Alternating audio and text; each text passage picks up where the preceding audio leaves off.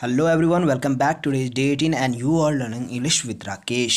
So my dear friends, today we will have to study about will have. किसके बारे में पढ़ना है आज? will have.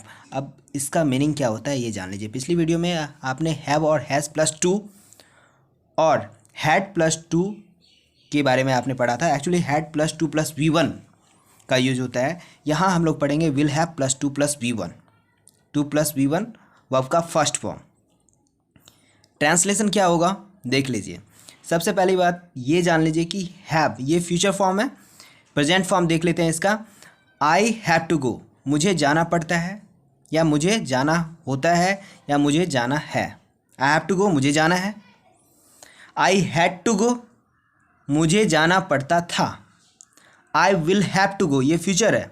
I will have to go, तो क्या होगा इसका ट्रांसलेशन? मुझे जाना पड़ेगा, मुझे जाना पड़ेगा।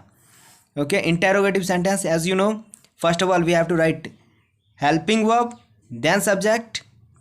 Will I have to go, क्या मुझे जाना पड़ेगा? Will I have to go. Okay, अब निगेटिव देख लीजिए। Subject plus will plus not, helping verb के बाद नॉट का यूज होता है। Then other words, I will not have to go, मुझे जाना नहीं पड़ेगा, मुझे जाना नहीं पड़ेगा।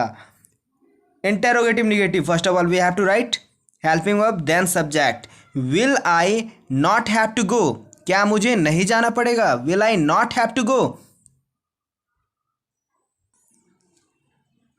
Now practice with me. I will have to go, मुझे जाना पड़ेगा। I will have to go, मुझे जाना पड़ेगा। Will I have to go, क्या मुझे जाना पड़ेगा? Will I have to go, क्या मुझे जाना पड़ेगा? Negative, I will not have to go, मुझे जाना नहीं पड़ेगा, मुझे नहीं जाना पड़ेगा। Will I not have to go, क्या मुझे नहीं जाना पड़ेगा? Will I not have to go, क्या मुझे नहीं जाना पड़ेगा? Now look at WH question. As we all know WH questions start with WH words, then will, then subject, then have. यहाँ दो हेल्पिंग वर्ब है तो दोनों हेल्पिंग वर्ब के बीच में सब्जेक्ट आएगा। Then to plus V1। तो हिंदी देख लीजिए, मुझे क्यों मार्केट जाना पड़ेगा। तो first of all we have to find out WH question, WH word. This is WH word, so I have written here why. उसके बाद स्ट्रक्चर देख लीजिए, विल, उसके बाद सब्जेक्ट मुझे है तो आई, सब्जेक्ट देन आई के बाद सब हैव, उसके बाद टू प्लस V1 तो to plus V1 to go. Okay, और उसके बाद है to market. I have written here to market. तो आप हाँ यहाँ मार्केट भी लिखा हुआ है तो that's why I have written here to market. मुझे क्यों मार्केट जाना पड़ेगा? Why will I have to go to market. आपको क्यों, अगर मुझे की जगह आपको अगर लिखा होता आपको क्यों मार्केट जाना पड़ेगा? वाई विल यू, आई की जगह at the place of I you have to write you. Why will you have to go to market? Why will she have to go to market? Why will he have to go to market? Why will they have to go to market? इस तरह से आप change कर सकते हैं और बना सकते हैं। और देखिए ये भी अफर्मेटिव टाइप का हो गया। यदि आप नॉट का यूज करें तो आप नॉट का यूज कहाँ करेंगे? तो सब्जेक्ट यहाँ देख लीजिए WH, वन सेकेंड देखिए, यहाँ आप नॉट का यूज कर सकते हैं। हियर सब्जेक्ट के बाद नॉट का यूज आप कर सकते हैं। यदि सेंटेंस हो मुझे क्यों मार्केट नहीं जाना पड़ेगा, ऐसा भी तो सेंटेंस हो सकता है ना। नहीं, अगर यहाँ हो नहीं जाना पड़ेगा, then after subject you have to write not. Why will I not, I subject है ना, इसके बाद आप नॉट लिख सकते हैं।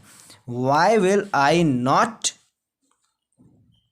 Why will I not have to go to market. मुझे क्यों मार्केट जाना नहीं पड़ेगा या मुझे क्यों मार्केट नहीं जाना पड़ेगा। Why will I not have to go to market. Now practice with me. Will you have to go to market? Oh sorry, I have written here park. Will you have to go to park? क्या आपको park जाना पड़ेगा? Yes I will have to go to park. Yes I will have to go to park, हाँ मुझे park जाना पड़ेगा। Excuse me, why will you have to go to park? Excuse me, why will you have to go to park? Why will you have to go to park? Well, I will have to go to park to buy jeans.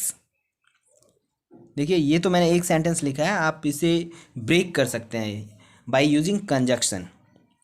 कैसे, देखिए जैसे question पूछा गया है why will you have to go to park, oh I have written buy jeans, sorry in place of jeans you have to write to take exercise, to dance, to run, to walk or any other words. Okay, now well, I will have to go to park to run, to walk, to jog, to take exercise, to do yoga. Okay, so once again practice with me. Will you have to go to park? Yes, I will have to go to park. Excuse me, why will you have to go to park? Well, I will have to go to park to run. I will have to go to park to walk. I will have to go to park to jog. I will have to go to park to take exercise. Well, I will have to go to park to do yoga. Now, how will you have to go to park? To park मैंने नहीं लिखा है, either you can say or not. आप कह भी सकते हैं, नहीं भी कह सकते हैं, क्योंकि अब तो पता चल ही गया कि उसे पार्क ही जाना है और पार्क के संबंध में ही पूछा जा रहा है question. How will you have to go, आपको क्यों जाना पड़ेगा?